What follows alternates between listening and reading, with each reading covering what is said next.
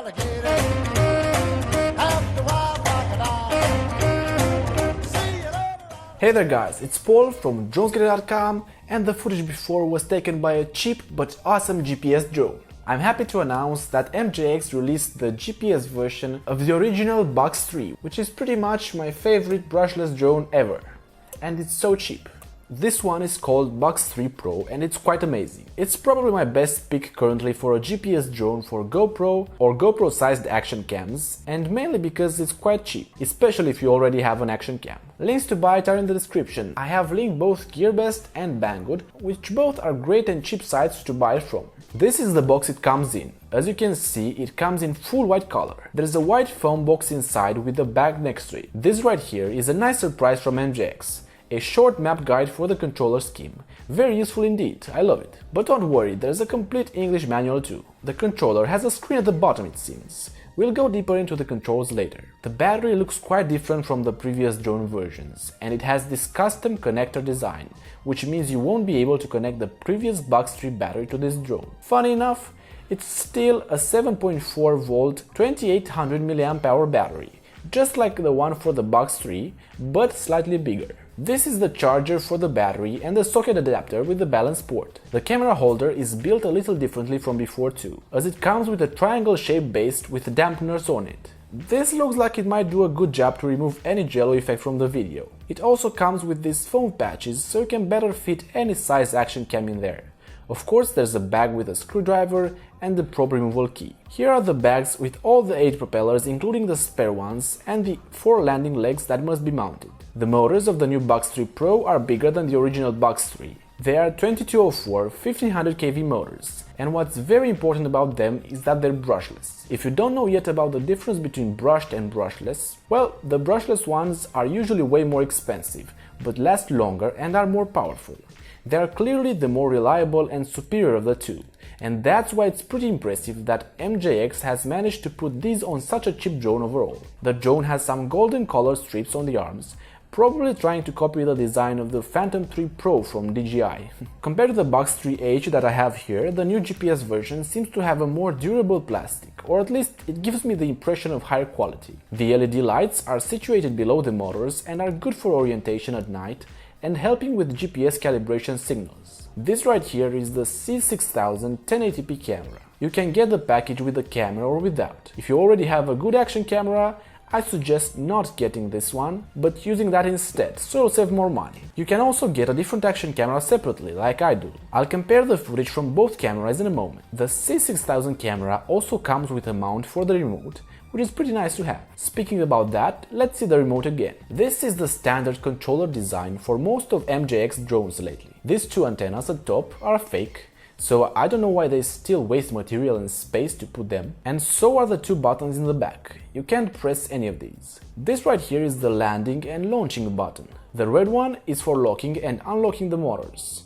We also have a functioning return to home button and a photo and video button. From here you can activate the GPS by turning it to the right or deactivating it to the left. You can keep it on permanently, I don't see any issue with that. These buttons here are also unmovable.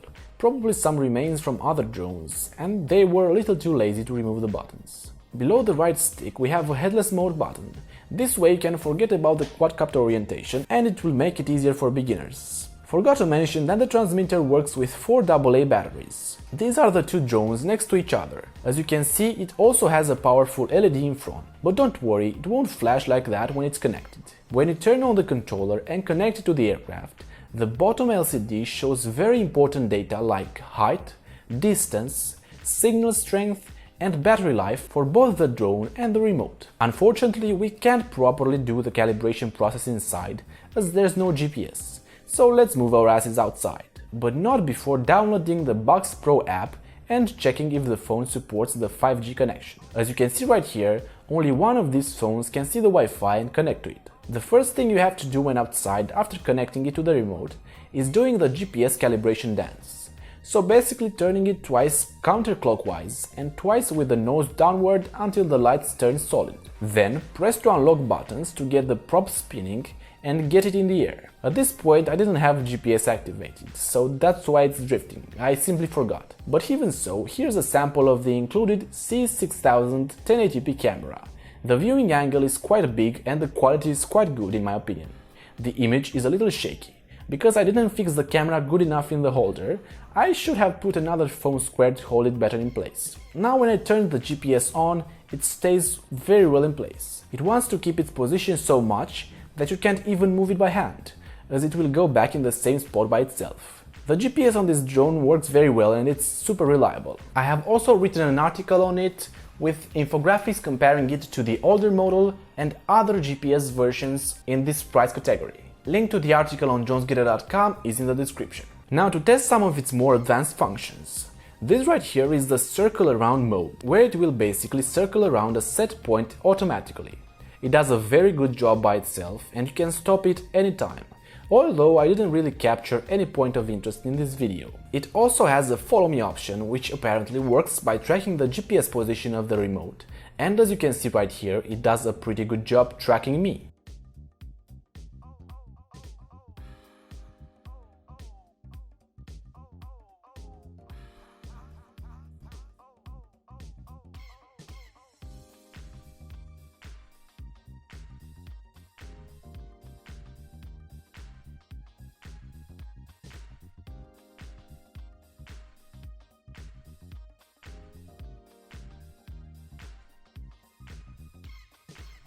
The camera can also take pictures, which are pretty good in my opinion. Now if you were to compare the footage from this C6000 camera from MJX with my SJ7 action camera, which is priced around $100, the image quality from the action cam is definitely better.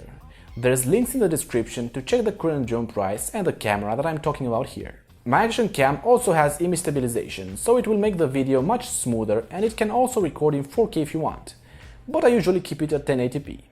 The quality is increased as you can see here, but it seems that the dampeners for the camera have a harder time with a heavier camera, and they make the camera wiggle from time to time. But if you are able to stabilize the footage in post-processing, the end results are quite amazing. However, if you don't have the original MJX C6000 camera, you won't be able to use the phone app, and therefore not be able to do the follow me and circle around functions. And if you buy the drone with the original MJX camera, you'll have a live footage range of about 200 to 300 meters. But with a Wi-Fi connection to a separate action camera, it's probably only going to be 50 meters or so. Finally, it's who you makes the final choice. Please let me know in the comments if you prefer the original camera or a separate action cam. When it comes to GPS precision, the drone is absolutely great. The return to home button works flawlessly, and when the drone has low battery, it automatically returns to home by itself. Not only that, the precision for the return to home point has not been greater than 1 meter or so, which is amazing, and I tested that a couple of times. Overall, this proves to be a very good GPS drone with working follow me and circle around functions and 2 camera choices. The battery lasts about 12 to 15 minutes in my experience, and the motors are very powerful. I find the camera dampeners to be a little too soft, which makes the footage a little bit shaky sometimes. But overall, it's a very reliable quadcopter, and with a little bit of post-processing you can get very good results. Please tell me down in the comments if you like this drone or not. Also, don't forget to subscribe and hit the bell notification icon, because I'll post review videos like this pretty frequently. See ya later, alligator! See you later, alligator.